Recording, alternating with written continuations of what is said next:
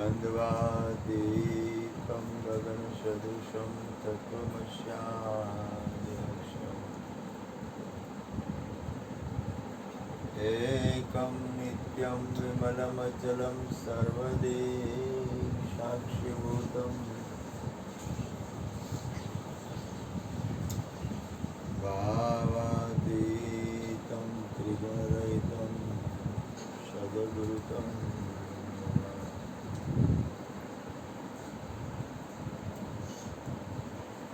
प्रगट्य गुरु हरिहर जीवन घटो गच्छ मोदनाय लाड लाल कहे मन मारू पदे कमल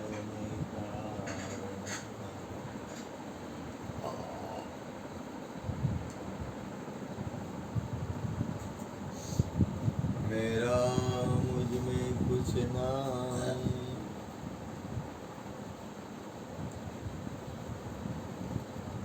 जो कुछ है सो तेरा तेरा तुझको सौंप दिया अब क्या लगे बोलिए सदगुरु महाराज।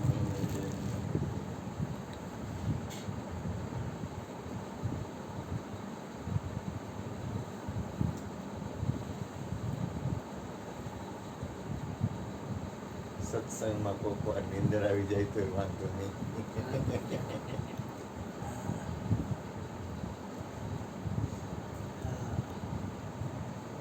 કેટલી શાંતિ થઈ જાય. મહાપુરુષ દ્વારકામાં કે તમે આવજો કે તમે આ સભો કરાવી દો એટલે સત્સંગ કરજો અને દૂધ પાકને પૂરી મગની દાળ છૂટી અને ભાત તમને ભાવે એવું બધું કર્યું.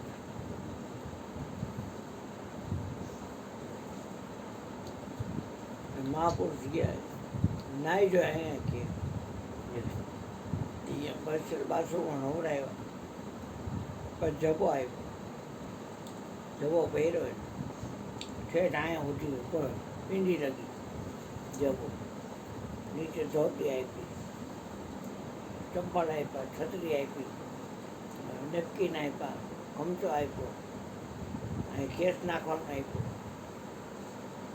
રોકડ રકમ કવરમાં આપી જમાડ્યા તેમાં સત્સંગ કરો એ સત્સંગ ચાલુ કર્યો બધાય સત્સંગમાં બે ગયા. એમાં મહાત્મા સત્સંગ કરતા હતા ને તો એનો જભો છે ને એ આમ પાછળથી ફેલાઈ ગયો અને અહીંયા એક મિનિટનું બચું પાડેલું આવીને હોઈ ગયું. નિયમ એવો હોય કે કલાક એટલે કલાક જ પછી 2 કલાક 4 કલાક નો કરી નાખે. વાણિયાને બહુ નિયમ હોય બધું. ધૂન હોય 1 કલાકની એટલે જેવી કલાક પતે એટલે પછી કાંઈ નહીં લેવાનો દેવાનો. 1 કલાક તો હું આત્મા છું હું આત્મા છું હું આત્મા છું હું આત્મા છું હું આત્મા છું હું આત્મા છું. હા 1 કલાકની જેવી ધૂન પૂરી થાય એટલે નાળિયેર છે સાકર છે 2 પેડા છે અને 10નો સિક્કો છે આપી દઈએ અને રવાનું. જમવાનું રાખ્યું હોય તો 5 દે એટલે જમવા આવવાનું પાછું. હા પણ નીકળી જવાનું. પણ પૂછે કેમ સાતામાં ને જયજીની અંદર આવ્યા કે જયને તમે જૈન કે જઈને તર પેલા આત્માની કલાક જોર બોયલા એ શું એમાં અહીંયા ઓલા મહારાજ કલાક પૂરી થઈ એટલે કે હવે ભગવાન હોતા છે કે આ બધાને મિનિટ મળતું દેખાડે અને મહાત્માને ભગવાન દેખાડે. એક કાતર લાવો તો એ નવો નકોર જભો અહીંથી કાપી નાખો ભગવાન ભર્યો એ કાપી નહીં એટલે એ જે ભાગ હતો કપડાનો એ એમાં તો હોય ગયું મારે ચાલતા છે કે આને હોય આને હોય આને હોય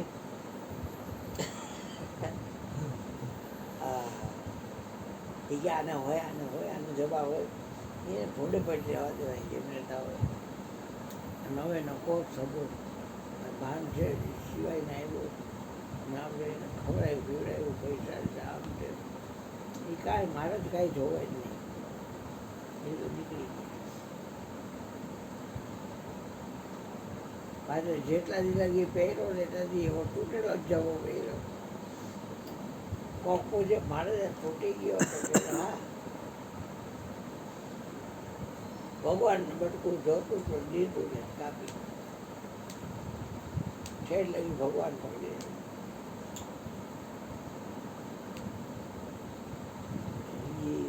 મહાપુરુષ તો એવા જ હોય નિષ્પૃહી બની જગમાં વિચરે એને કોઈ વસ્તુ ટચ ન થાય બોલો બોલો મહેશભાઈ બોલો હું નથી જાઉં આપણને એમ થાય કે હવે ત્યાં ધ્યાન ઓછું થાય વાત એવી ટાઢક કરી દે એવી છે ને પછી એને માણસ હોઈ જાય હું આવો છો ખરબુકીના થઈ જાવ ને તો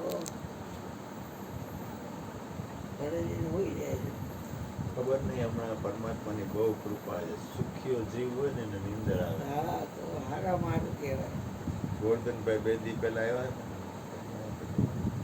જય ગુરુ મહારાજ બેઠા ઈ સત્સંગ કરો તો ઈ સત્સંગ કરતા હતા હું હોઈ જતો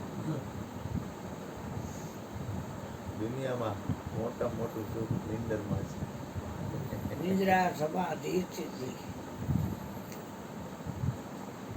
ચાલે છે મારે બાનું તો સત્સંગ છે શ્યામ તુજે મિલને કા સત્સંગ કોઈ તમારીને કાંઈ કહીશે તો કરે બધા જાય છે મને કોઈ ન જાય અડધો જ કરે બધા તાવને કોઈ કે આવો એમ વેલકમ એમ કેવો મને કોઈ એમનું કે વેલકમ કોઈ નહીં આમ રિયા ભોળા ને હા હલવાઈ કોઈ જાવ વતાવે જ નહીં હલવાઈ જાવ એ આયતા હરકતા પકડાઈ દે લાકડા કહી દે હરક તું પકડાઈ ગઈ કહી છે ના રે ના આમ તો બધા નક્કી છે તમે ક્યાંય જાઓ નહીં આવો નહીં કારણ કે બધે છો હા જય હો જય હો. હા એ વાત કરો એ વાત એટલે કરો. એમાં ફાયદો રહે હા એ વાત કરો બધે બાપુ બહુ સારા તો કે કા તો કે ક્યાંય જાય નહીં કોઈના ઘરે જાય તો ઉપાધિ ને હા એટલે નક્કી છે કે આ તો કાંઈ આવે એમ છે નહીં એટલે એમ ફાયદો રહે એમ છે તમારાને સારું આ શરીરથી તો આવશે નહીં એટલે આપણે એ તો ઉપાધિ નહીં શરીરથી આવે તો સાચવવા તો હા એમ એટલે ઈ તો ફાયદો તમારામાં રહીએ ઘણો મારામાં થોડોક ગેરફાયદો રહે તારા છોકરાએ કીધું કે મોટર મોકલું તમે આવો બાપુ. હું ચડી જાઉં તો પાછળ મૂકી જાઉં કયો બેટા હું ક્યાંય નથી જાતો કારણ કે 1800 જેવું છે હજુ નથી હવે જો હું બધે જાઉં તો એની તો ગયા તો મારી એનો આવ્યા એટલે એવું કરાય જ નહીં એકને ગોળ ને એકને થોર એવું કરાય નહીં એક વસ્તુ નક્કી છે એવું લાગે છે કે કંઈક એની ગતિવિધિ છે એ પ્રમાણે બધું હાલે છે કાંઈક એની વ્યવસ્થા છે કાંઈક એની વ્યવસ્થા છે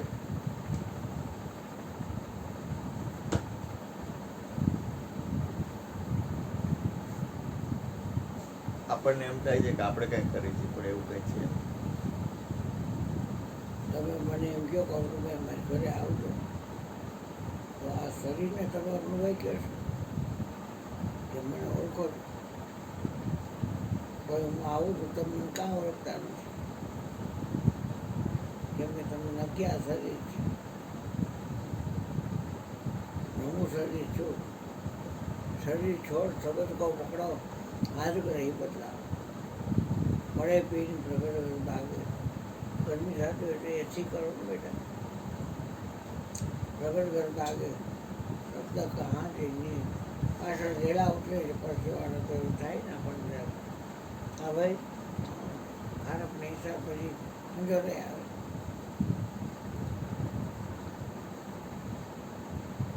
તો બીજું અણુભાઈ તો એટલે મને જ આમ બતાવ્યું મારી આંખને નાકને કાનને ગાલને ફોડાને મોઢાને માથાના વાળને છાતીને મારા બે બે બે પેઠી ચડીને હું માણસ છું એને તમે આમંત્રણ આપ્યું કેને આમંત્રણ આપ્યું અને હું આવું તો તમને ઓળખો તો આમંત્રણ દેવા વાળાને તો હું તો ઓળખું છું એને હું ઓળખું છું એ મને ઓળખતો નથી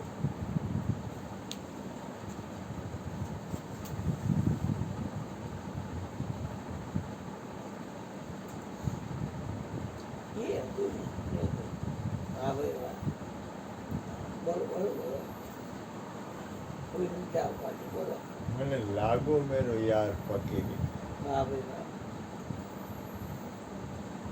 जो सुख पायो नाम भजन में अथवा राम भजन में એમાં એક શબ્દ બહુ સરસ છે આગળ ભલા બુરા સબકા સુન લીજે કર ગુજરાન ગરીબી એનો અર્થ શું થાય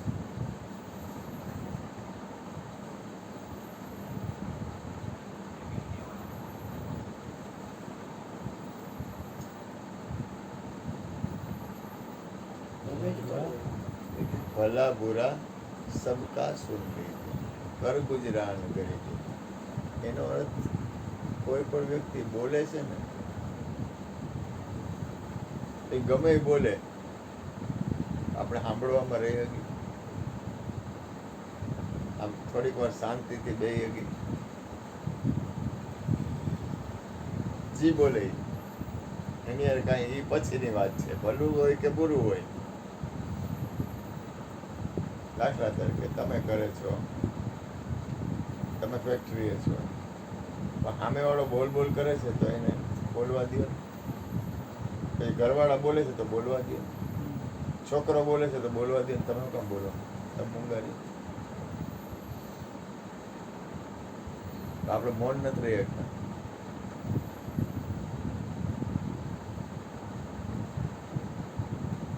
प्रथम भक्ति संतन कर संगा दूसरी भक्ति मम कथा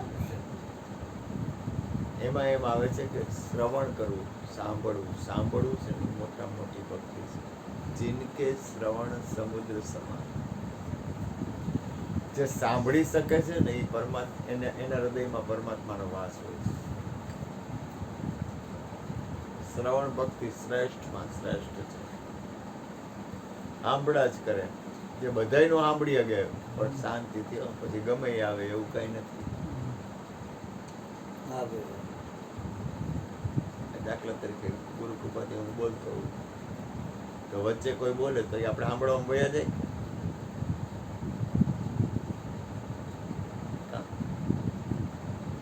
પછી જે બોલે આરું બોલે કે ન હારું બોલે એની યાર કાંઈ મતલબ નથી તમે ક્યાંય જાતા હો નોકરી કરતા હો તમે તે બોલે હેમરા કરો ને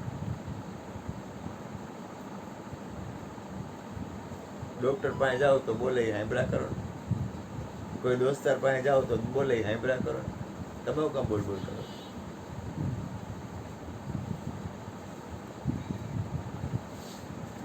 ભૂપેન્દ્રભાઈ જેમ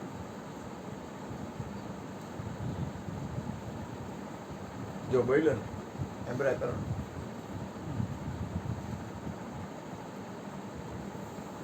પછી દીકરાના વહુ બોલે તો સાંભળા કરો ને તમે દોઢ એવું કામ થાવ છો સાંભળો તો કરી કબીર સાહેબ ગાંડો નથી એને ક્યાં ભજનમાં કીધું મન લાગો મેરો યાર ફકીરી મેં ફકીરી હોય ને એ શ્રવણ ભક્તિ મારી બોલ બોલ ન કરે ક્રિષ્ના કે ઘણી વાર લવારો કોઈ શ્રવણ ભક્તિ હોય પણ કઈ રીતની હોય શાંત ચિત્તે એની શ્રવણ ભક્તિ હોય તમે કાંઈ પણ દાખલા તરીકે તમે સાંભળવા મળ્યો તો અંદર ઉદ્વેગ ન થવો જોઈએ. તમારી અંદરની સ્થિતિ, મનની, બુદ્ધિની, ચિત્તની એ સ્થિતિ રહી ને, તમારી અંદરની સ્થિતિ એ શાંત હોવી જોઈએ, અસ્થિરતા ભરેલી ન હોવી જોઈએ. તોય ભલા બુરા સબકા સુન લીજે, નેતર નહીં. તમારી અંદર ઉદ્વેગ થાય, કોઈ બોલે અને તમને મનની બેલેન્સ સેટ હોઈ જાય તો એ શ્રવણ ભક્તિ નથી, ફકીરીનું એ લક્ષણ છે.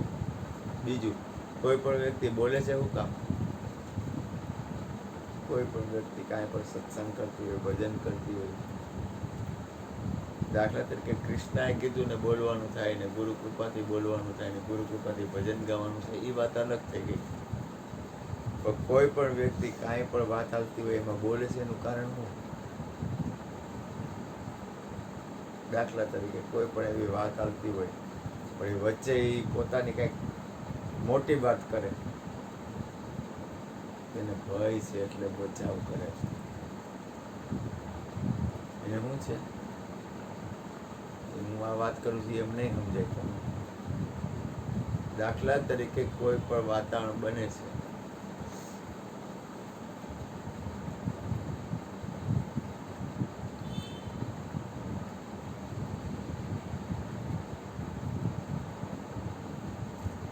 તો એ વ્યક્તિ વચ્ચે હામું બોલે છે.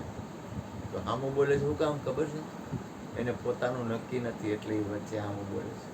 એને ભય છે, પોતાને નક્કી નથી કે પોતે આત્મા જ છે, પરમાત્મા જ છે. એટલે બચાવ કરવા માટે એને અંદર ભય પડ્યો છે ને, એટલે બચાવ કરવા માટે એ વચ્ચે બોલે છે.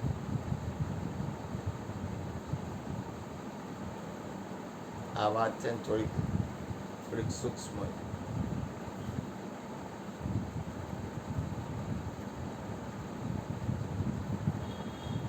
એ સમજવી મારે કઈ રીતે સમજાવું મારે કઈ રીતે સમજાવું તમને?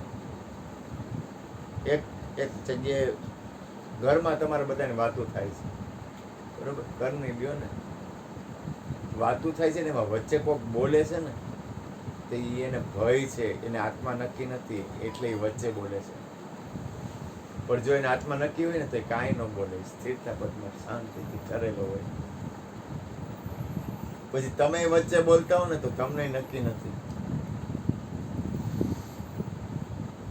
નહીં તો જે બોલે તમને નક્કી હોય કે હું આત્મા છું, હું પરમાત્મા છું, કાંઈ બોલવાની જરૂર જ નથી.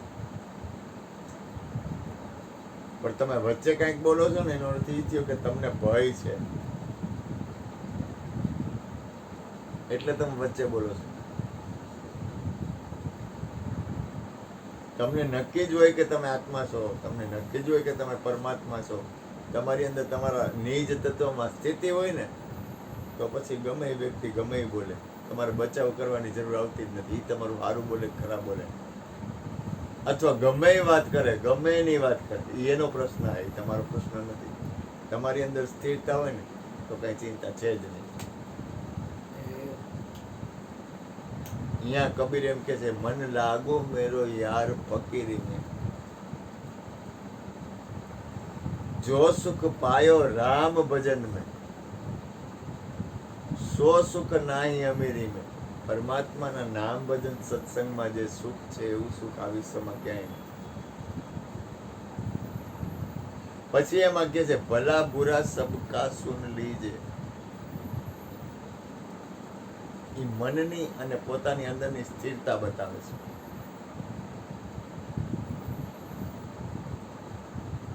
તમે ન કીધું ઓલા ભાઈ બેન ને એક ઓલા માજીને કોક ગાયડું દેતું હતું, એટલે તમે કીધું આ પામી ગઈ લાગે, આટલી બધી ગાયડું દે છે તોય આ કાંઈ બોલતી નથી, પણ બેરી હતી.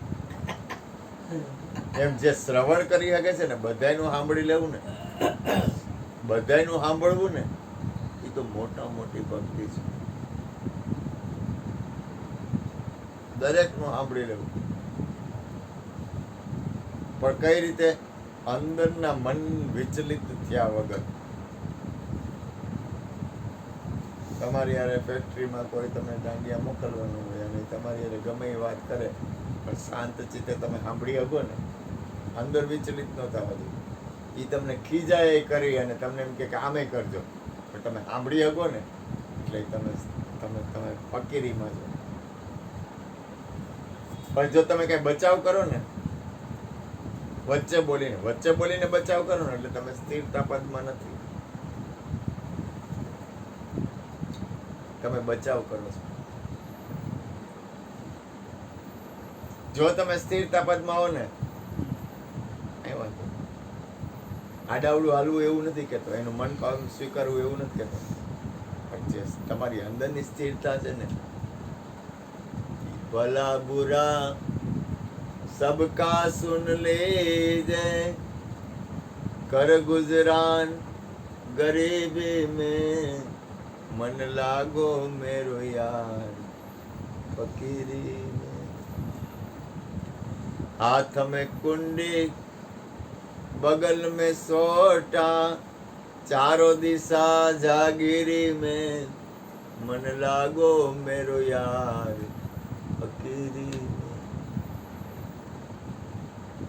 कहत कबीर सुन भाई साधो, સાંભળો ને પછી સાધન કરો. કહત કબીર, તમે કોઈ પણ વસ્તુને ખરેખર સાંભળો છો? કહત કબીર સુન ભાઈ સાધો, સાંભળો ને પછી સાધન કરો. તો સાહેબ મિલે સબૂરી में, તો તમને સાહેબ મળે.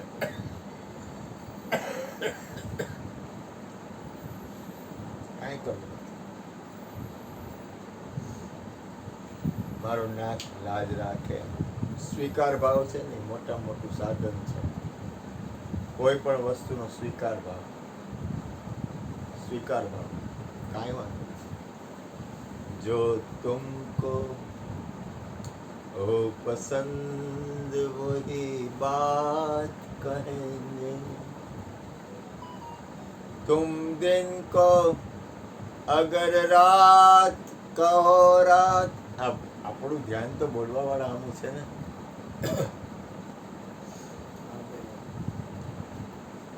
તો બાપા કૃષ્ણને કીધું કે અત્યારે જો ને કેવું હોય કે અંધારું છે. तुम दिन को અગર રાત કહો રાત. ઈ સ્થિરતા બતાવે છે મનની સ્થિરતા પદમાં. સદગુરુ સ્થિરતા પદમાં ઠેરાવે. અને સંતો મહાપુરુષો હોય ને એની અંદર મોટા મોટું લક્ષણ હોય તો સ્વીકાર ભાવ હોય. ઈ સાધુ સ્વીકાર ભાવ હોય. કાંઈ વાંધો એમ તો કે ऐसा બાબા તો કે ऐसा.